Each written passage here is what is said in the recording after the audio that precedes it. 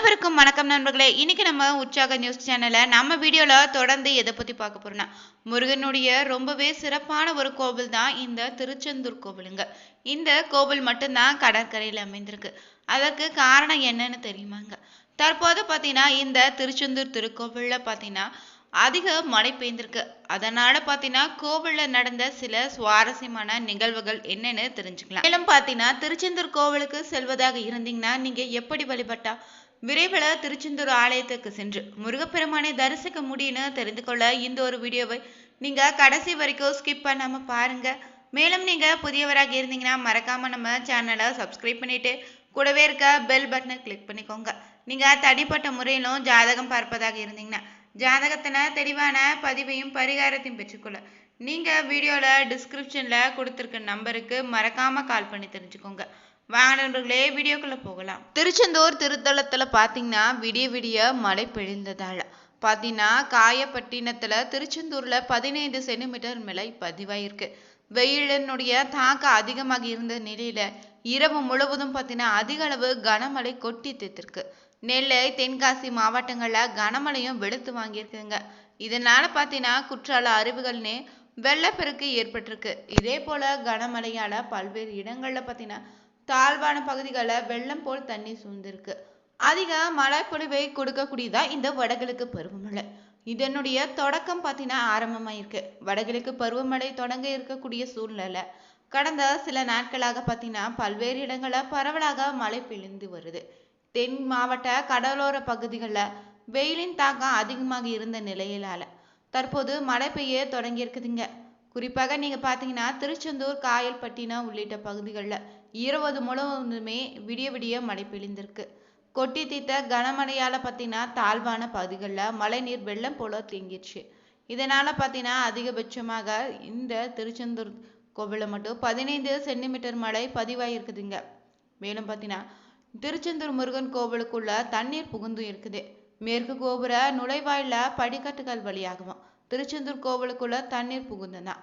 கோவிலுக்குள்ள புகுந்த தண்ணீரை வெளியேற்றும் பணியில கோவில் ஊழியர்கள் ஈடுபட்டிருந்தாங்க. திருச்செந்தூர் கோவிலுக்கு செல்லும் பாதையிலும் மழைநீர் தேங்கிதாங்க இருக்கு.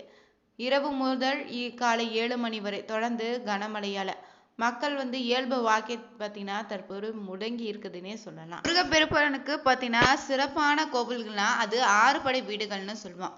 திருப்பரங்குன்றம், திருச்செந்தூர், பழனி, சுவாமிமலை, படமுதிசோலை இந்த 5மே பார்த்தீங்கன்னா 6 படை வீடுகள்ல 5ம் மலைப்பகுதியில் அமைந்திருக்கு. திருச்செந்தூர் கோயில் மட்டும்தாங்க கடற்கரையில் அமைந்திருக்கு. அது மட்டும் இல்லைங்க, இந்த திருச்செந்தூர் முருகப்பெருமான் கோயில் பற்றி பலருமே அறிந்திராத சில சுவாரஸ்ய பதிவுகள் என்னன்னு பார்த்தீங்கன்னா, படையெடுத்து செல்லக்கூடிய படை வீரர்கள் தங்கக்கூடிய இடம்தான் படை வீடுன்னு சொல்லுவோம். அதன்படி சூரபத்மன் வதம் செய்வதற்காக தளபதி வீரபாகு உள்ளிட்ட படை வீரர்கள் தங்கி இருந்த இடம் தாங்க இந்த திருச்செந்தூர் சுப்பிரமணிய சுவாமி கோவிலுங்க. சூரபத்மனே அரக்கனை பார்த்தீங்கன்னா ஐப்பசி மாத வளபிர சஷ்டியில தான் வேரவர் கொண்டு வதை செய்த தினம் தான் நம்ம கந்த சஷ்டி விழாவாக சூரசம்ஹாரமாக வெகு விமர்சையாக கொண்டாடுறோம். சூரபத்மனை வெற்றி கொண்டதால பார்த்தீங்கன்னா இங்க கோயில் கொண்ட முருகப்பெருமான ஜெயந்திநாதர்னு விளிக்கப்பட்டதாகவும் பின்னால் தான் மருவி செந்தில் நாதர்னு சொல்றாங்க.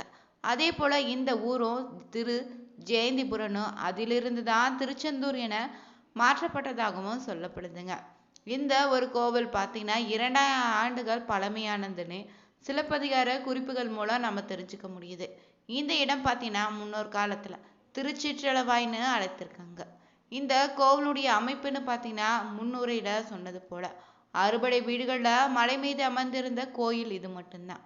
திருச்செந்தூர் கோயில்ல ராஜகோபுரம் பார்த்தீங்கன்னா 9 அடுக்குகளை கொண்டு 150 அடி உயரம் கொண்டதாக இருக்குதுங்க. மேலும் பார்த்தீங்கன்னா இந்த கோவிலுடைய இடது கையில முருகனுக்கு தாமரை மலரும் ஜடாமுடியோடு சிவயோகி போல காட்சியளிப்பாரு. முருகனுடைய பின்புற இருக்கக்கூடிய இடது சுவர்ல முருகன் பூஜை செய்ததாக சொல்லக்கூடிய லிங்கம் ஒன்று இருக்குது. அதற்கு முதல்ல பூஜை செய்த பின்னர் தான் முருகப்பெருமானுக்கு இங்க பூஜை செய்யப்படுதுங்க.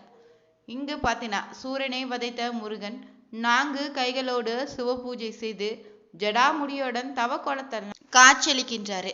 அவரின் தவத்தை கலைத்து விடக் கூடாதுன்னு அவருக்கென்று தனி பிரகாரம் இங்கு கிடையாது.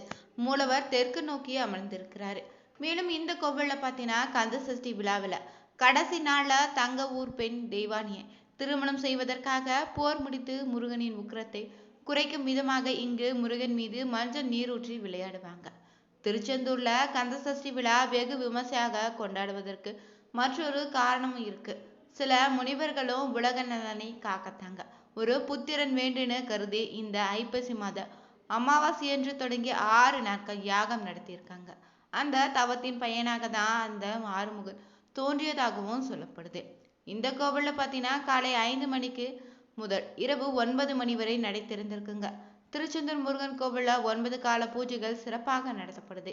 இந்த கோவில்ல தினமுமே பார்த்தீங்கன்னா மதிய உச்சகால பூஜை முடிந்த பின்னாடி ஒரு பாத்திரத்துல பால் அன்னம் எடுத்துக்கொண்டு மேல தாளத்துடன் சென்று கடல்ல கரைக்கிறாங்க. இதற்கு கங்கை பூஜைன்னு சொல்லுவாங்க. இந்த கோவில்ல மட்டும்தாங்க தீபாவளிக்கு மக்கள் அனைவரும் எப்படி புத்தாடை அணிந்து மகிழ்வோமோ அதே போல இந்திரன் மகளான தெய்வானியை முருகப்பெருமான் மனம் முடித்ததாக இந்திரன் புத்தாடி எடுத்து வருவதாக நம்பப்படுது. இந்த கோவில்ல பார்த்தீங்கன்னா சிறப்பான விழாக்களாக வைகாசி விசாகம், ஆவணி திருவிழா, கந்தசஷ்டி விழா 7 நாட்கள், மாசி திருவிழா 12 நாட்களும் சிறப்பாக கொண்டாடப்படுதுங்க. வைகாசி விசாகத்தின் போது நீங்க பார்த்தீங்கன்னா கடுமையாக நோன்பு வைத்து காவடின்னு பால்குடம் அபிஷேகம் இறைவனுக்கு படைக்கிறாங்க. தங்கத்தேர் ஊர்வலம், சந்தன காப்பு அபிஷேகம் செய்து வராங்க. பக்தியோடு முருகப்பெருமானே பார்த்தீங்கன்னா அபிஷேகம் செய்து வணங்குவதன் மூலம் தங்களுடைய மனக்கவலைகளிலிருந்து விடுபட முடியும்னு நம்புறாங்க.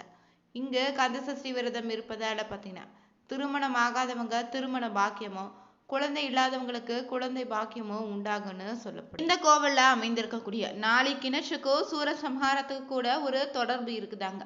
சூரசம்ஹாரம் முடிந்த பிறகு பார்த்தீங்கன்னா முருகன் தனது கோபத்தை தணிக்க தனது வேளால வேகமாக தரையை குத்த பீரிட்டு வந்த நீர் தான் 4 கிணற்றுல இருப்பதாகவும் சொல்றாங்க.